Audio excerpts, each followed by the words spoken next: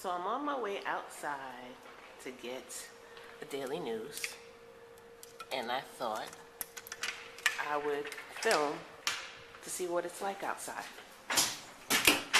This is the snowstorm that closed my job today, which I can't believe I have a snow day. So let's take a look around. There's my super shoveling. He's a good guy.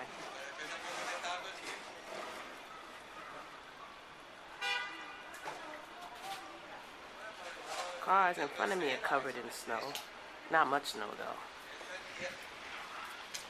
Got some puddles. It's a little bit icy, it looks like.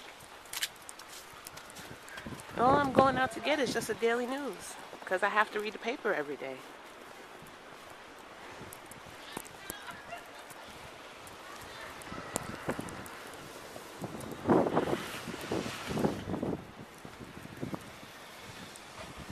Wow, that's a lot of snow there.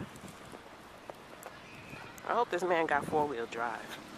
Like, seriously.